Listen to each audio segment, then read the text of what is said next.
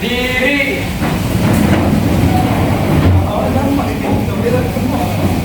Sebelum kita belajar, alangkah baiknya kita berdoa terlebih dahulu menurut ajaran dan agama kepercayaan kita masing-masing. Doa dimulai.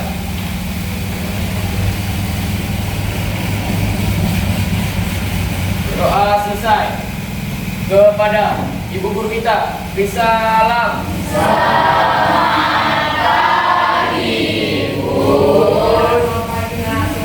12 IPA 5, tadi kita sudah belajar pengaruh hormon auksin terhadap tumbuhan, juga sudah belajar fungsi auksin terhadap tumbuhan.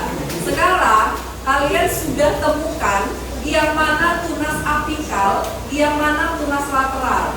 Ibu mau kamu mengaitkan hubungan antara tunas apikal dengan tunas lateral terhadap fungsi hormon auksin. Silakan kelompok berapa yang ingin maju lebih dahulu? Ya, silakan. Kami dari kelompok. Saya dari kelompok B ingin menjelaskan hubungan dari tunas apikal ke auksin baru ke tunas lateral. Nah, jadi di tumbuhan ini kan yang atasnya itu tunas apikal. Nah, di samping-sampingnya ada tunas lateral. Dia nggak tumbuh karena masih ada zat auksin yang ada di dalam tunas apikalnya. Nah, jadi kalau seandainya si tunas apikalnya ini dipatahin, dibuang, auksinnya itu hilang sehingga tunas lateral yang tadi bisa tumbuh. Udah, gitu aja. Menjelaskan mulai dari tunas apikal dan lateral. Jadi tunas apikal ini ada di ujung dan lateral ini di ujung. Nah, apikal ini mengadu ada zat auksinnya sehingga menghambat si lateral itu tumbuh. Jadi ketika yang tunas apikal dipotong, maka zat auksinnya akan ke si lateral ini, hanya lateralnya akan tumbuh. Jadi kawan-kawan, dalam tumbuhan ini saya mengetahui ada dua tunas. Ada apa itu aja? Yang pertama tunas lateral dan tunas apikal. Nah, jadi sini. Jadi yang tunas apikal itu yang mana? Itu tunas apikal itu yang paling atas ini. Nah, dalam tunas apikal ini terdapat auksin.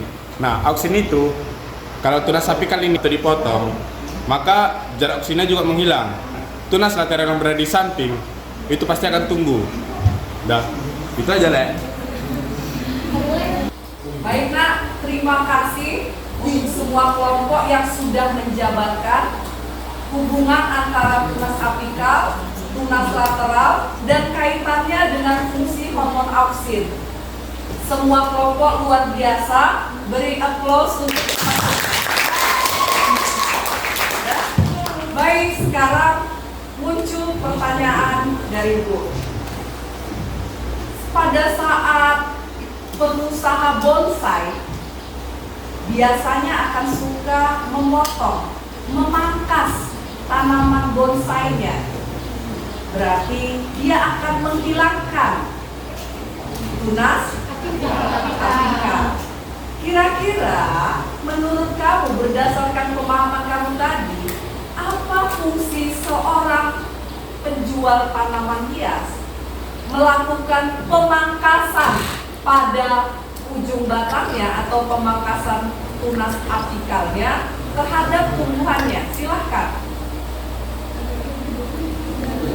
Kalau menurut saya, Bu, kan itu dipotong biar tetap, kan kalian tahu tanaman bonsai itu kan kecil, jadi dia nggak tumbuh ke atas, dia tumbuhnya ke samping-samping aja, jadi dia tetap kecil tanamannya gitu. Menghambat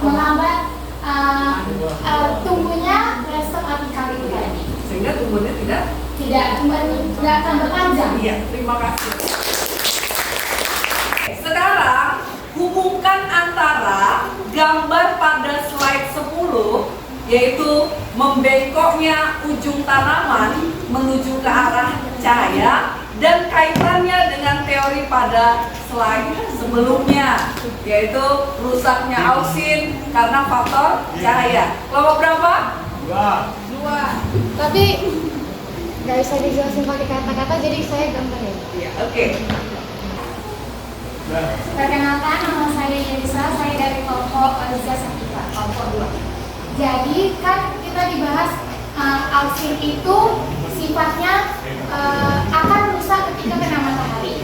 Jadi kan tanaman itu kan bentuknya itu gini, ya kan? Jadi ketika ada cahaya matahari di sebelah sini,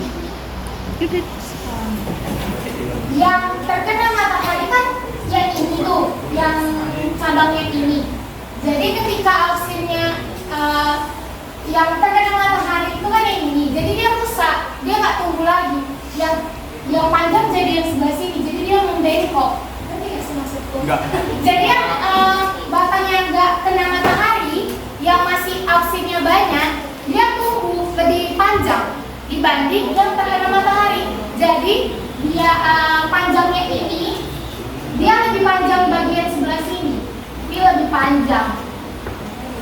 Yang terkena mataharinya jadi pendek, gitu.